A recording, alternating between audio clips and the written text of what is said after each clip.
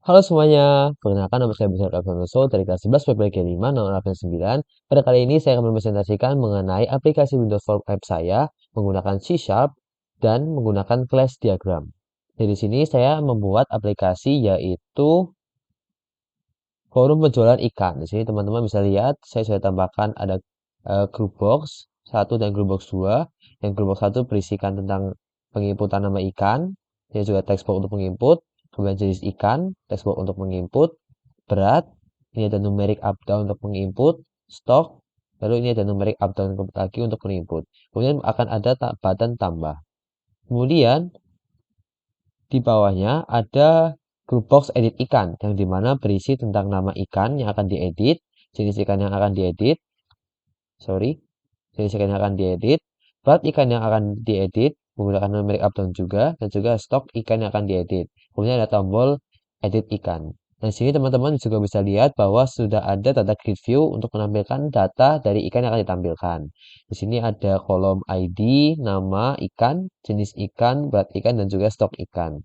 Kemudian di bagian bawah ada button untuk menghapus ikan.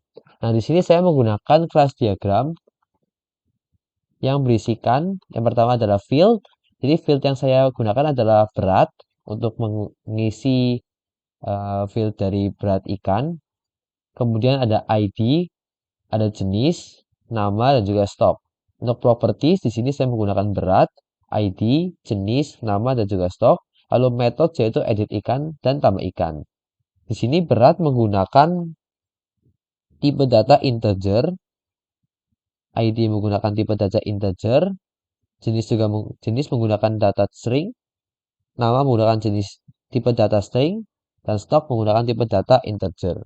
Kemudian untuk berat menggunakan tipe data integer, ID menggunakan tipe data integer, jenis menggunakan tipe data string, nama menggunakan tipe data string, dan juga properti stok menggunakan tipe data integer. Nah, di sini saya akan menjelaskan bagaimana codingan dari aplikasi ini bekerja. Jadi yang pertama ada namespace. Nah, di sini namespace yaitu berguna sebagai mengimpor berbagai namespace yang diperlukan untuk pengembangan aplikasi Windows Form. Selanjutnya adalah form 1 class. Ini adalah kelas utama yang mewakili form aplikasi. Kemudian di sini ada deklarasi variabel. Di sini berguna untuk mendeklarasikan variabel-variabel yang diperlukan, termasuk list ikan. Kemudian yang termasuk list ikan yang merupakan list untuk menyimpan objek-objek yaitu ikan dan ikan ID yang digunakan untuk memberikan ID unik untuk setiap ikan yang sudah dimasukkan ke dalam daftar. Kemudian replace data grid ID ini berguna untuk menghapus semua baris dari data grid view dan menambahkan kembali baris-baris yang sesuai dengan objek-objek ikan yang tersimpan dalam list ikan. Kemudian adalah get free ID. Get free ID ini berguna untuk digunakan untuk mendapatkan ID yang tersedia untuk ikan baru yang akan ditambahkan ke dalam list. Ini memastikan bahwa ID yang digunakan itu semuanya berbentuk unik dan tidak ada yang double. Kemudian button 1 atau button tambah ini berfungsi. Jadi ketika tombol tambah diklik, maka objek ikan baru dengan informasi yang diinputkan akan ditambahkan ke dalam list ikan dan memperbarui tampilan data grid view.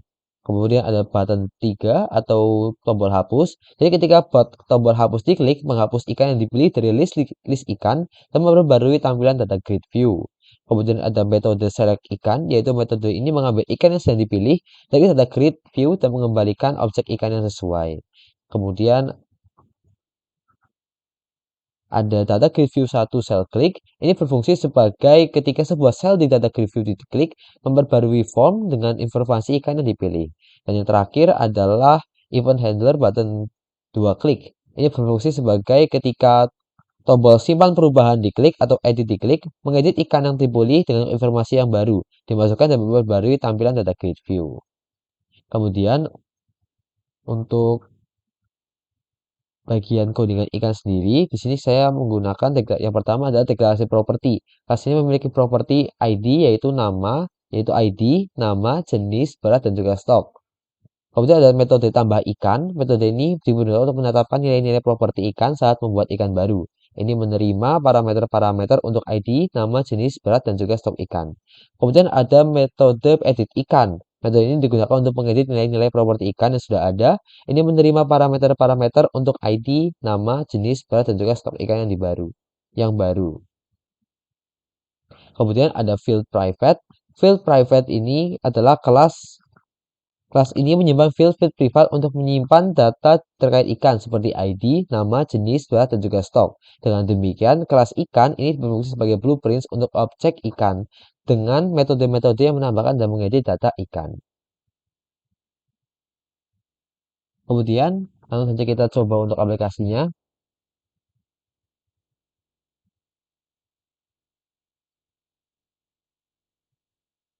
Oke, jadi di sini pertama kita akan menambahkan sebuah nama ikan. Saya akan contoh yaitu gurame dan jenis ikannya adalah air tawar.